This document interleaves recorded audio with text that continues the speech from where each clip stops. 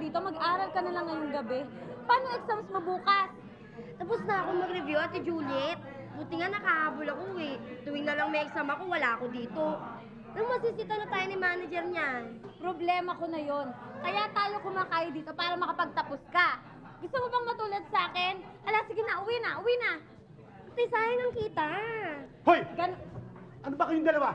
Puro kayo kwentuhan. Magtrabaho na kayo! Go!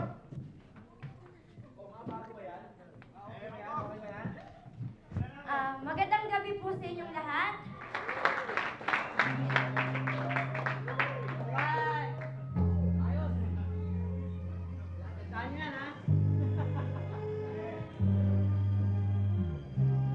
Paano kung wala ka na? Paano ba ang mag-isa?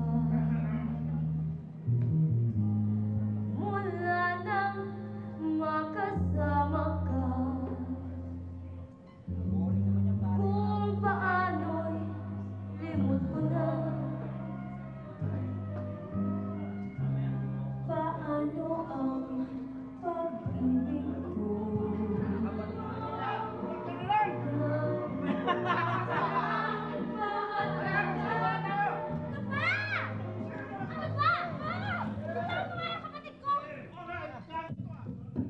Pasok kayo ng club, pagkatapos magpapakipot kayo. Tama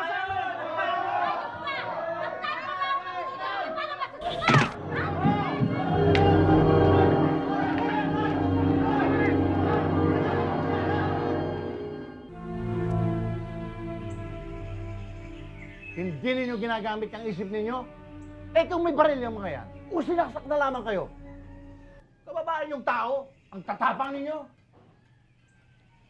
Tay, pinagtanggol ko lang naman si Mercy eh. Eh di sana, dinaan nyo sa mabuting pakiusap. Tingnan nyo, kung saan kayo dinala niyang katapangan ninyo.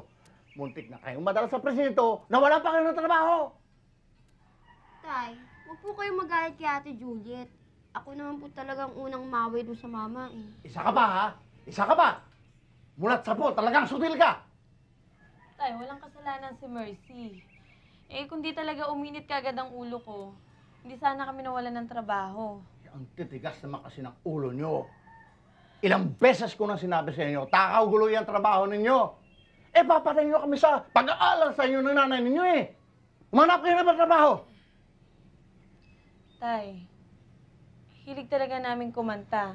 Dito kami masaya. Masaya. Kayo, masaya. Pero tingnan niyo ang buhay natin. Nagiging miserable dahil dyan sa hilig ninyo.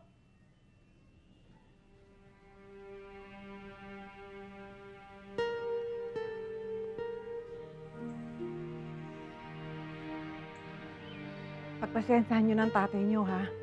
Nag-aalala lang yung para sa inyo. Nay, bakit siya ganun magsalita? Hindi ba siya naniniwala may mararating kami sa ginagawa namin? Naku, hindi ganun ang ibig sabihin ng tatay mo. Huwag mo masyadong damdamin ang kanyang sinabi. Meron ba namang magulang na hindi naniniwala sa kanyang anak?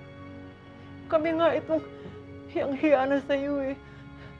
Hindi mo lang alam kung gaano ako nasasaktan. Na sa'yo pa kami umaasa para tumulong sa pamilya. Pasensya ka na, Juliet. Nay, huwag ka nang umiyak. Tanggap ko na naman na katungkulan ko yun eh. Ito kasi si Mercy. Kung umuwi ka kaagad at sinunod mo ako, hindi sana nagkagulo. Ako, sino bang may sabing mga rati ka dun? Ah, ganun. Sa susunod, pababayaan na lang kitang walang yain ng iba. Eh ano naman sa akin? Sino tinakot mo? Ah, ganun ah! Ay, naku! Ano ba yan? Ano ba yan, mga anak? Talo niyo pa, mga bata! Tayo na lang magkakampi, nag-aaway pa kayo! Ito na ba matatapos ang gulong to, ha? Pero sa kabila ng kanilang mga away, sa oras ng pangangailangan, ay lagi pa rin handang dumamay sa isa't isa ang magkapatid.